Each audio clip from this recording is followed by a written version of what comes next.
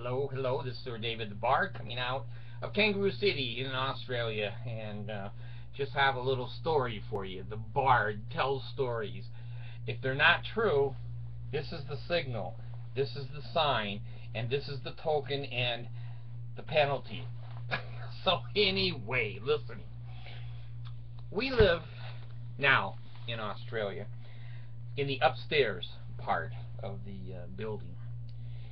When I was in Utah, we lived in the bottom, in the basement, and you could hear people walking up there. And of course, if there's kids or there's moving a refrigerator or piano, you could certainly hear those kinds of things. Well, I vowed to myself never again to rent underneath or live or buy underneath anybody.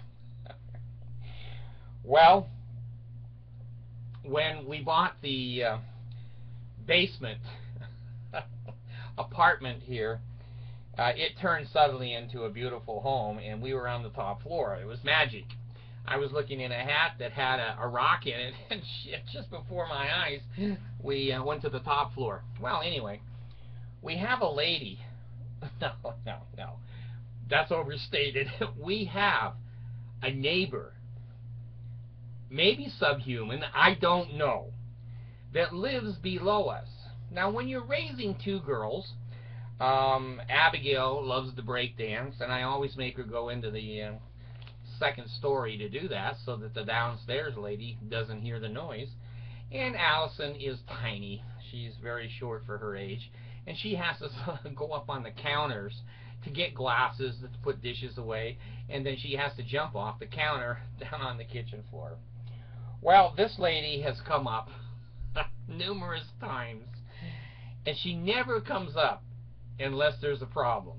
She doesn't ever come up and say, hi, let's get together. When you open the door, and there's Satan in a big fat dress. So the other day, she comes up and knocks on the door.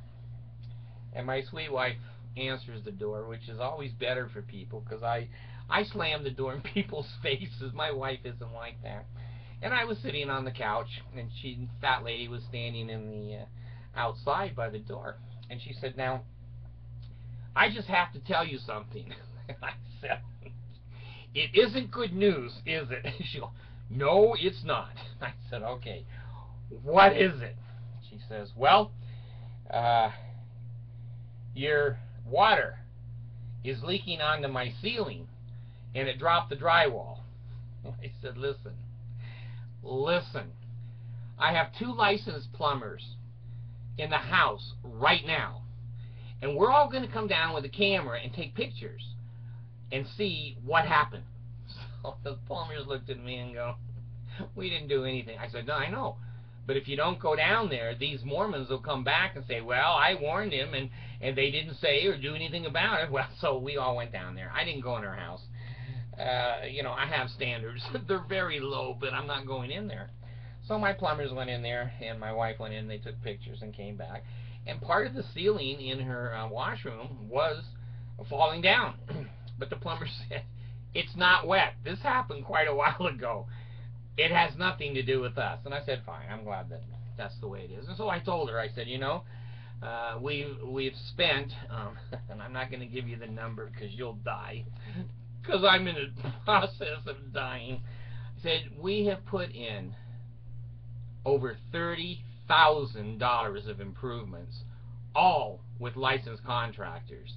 You're never going to have, hopefully, water or other things happen. So anyway, about 4 days later, and I slammed the door on her, about 4 days later, here comes the devil again.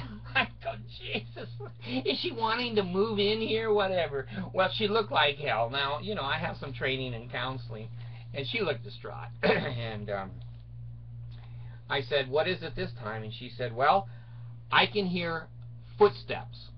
I said, when there's nobody in our house? And she goes, no, I mean when people are in your house. I said, okay. She says, sometimes I hear jumping. I said, well, we tried to tell Allison not to jump, and we bought her a little stool that she can climb up on the counters and everything with and not jump down. and we put new carpets down in the back part of the house with the extra pad so that noise isn't there. I said, we're raising 2 girls. We don't have drunken parties and earrings and tattoos and a beer keg and a bunch of naked girls running around up here. It's a family. And she said, well, I hear every footstep. I said, okay. I said, she says, I especially hear you. And I said, well, hell, I'm almost 300 pounds. When I walk, it shakes the earth. It's kind of like Godzilla. Or who's the monkey? Who's King Kong? She says, well, what are you going to do? I said, well, I think I'll slither like a snake from now on and just go across the carpets very, very quietly. And I'll probably put down some lubricants, KY jelly, and my wife can kind of pull me across the carpets to different rooms, so there's no struggle. There is no struggle with KY. Or, you know, my 55-gallon drum of Vaseline has been shipped here once a week, and so we'll put that down on the carpet, and she'll just scoot me around. It's so bad. I can hear when you urinate. Now, remember, I'm a counselor. And I've been taught in school to be extremely obnoxious. And I said, well, do you suggest that I quit urinating? She says, well, Jesus, I'm 300 pounds now. By the end of the month, I'll be 1,000 pounds. Look like the Goodyear blimp filled with water. So now I know she's in another world. She's in another world. And I said, well, do you hear the girls urinating? She says, no, no. They sit down and the sound is muffled. I said, well, then are you suggesting that I sit down and go pee-pee? Well, I don't know. I said, listen, go home. Go home. Get the hell off of my porch.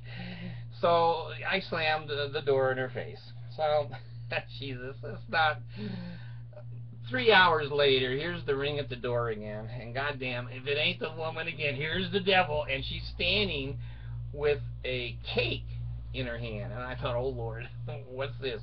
And she says, well, I just want you to know that I was acting bad 3 or 4 hours ago, and I'm a Mormon. I'm not surprised. I said, I'm an atheist, and I'm pretty kind to everybody. So that went over like turd in the punch bowl. But anyway, she said, I made this cake for you to show you that I'm sorry. And I said to her, does it have poison in it so you won't hear footsteps? No, no, no. I'm a Mormon and I should act better. I said, yeah, you should. So I took the cake and slammed the door. So, God, the cake is sitting on the table, and I haven't had one damn piece of it, but I'm kind of like Cleopatra. I have people that eat it before me to make sure if it's poison they die, and I'm okay. So I go, Allison, there's some cake over here. So she comes running over and eating the cake, and I watch her for 2 or 3 hours, and she seems to be okay. So maybe the cake is not poisoned by the Mormons. You know, it's an experience living in Utah. It's an experience living in Utah. And damn, if you can live here, you can live anywhere in the world. You know, Aborigines can chase you, and you'll be just fine. So anyway, I didn't know the neighbors could hear me peeing, and I thought, good Lord, when I'm taking a crap, that must be a huge noise downstairs. So anyway, watch your urination and watch your crap. And if you're a man and you're up on the 2nd floor, sit down to go pee-pee. Like the girls. What an idiot.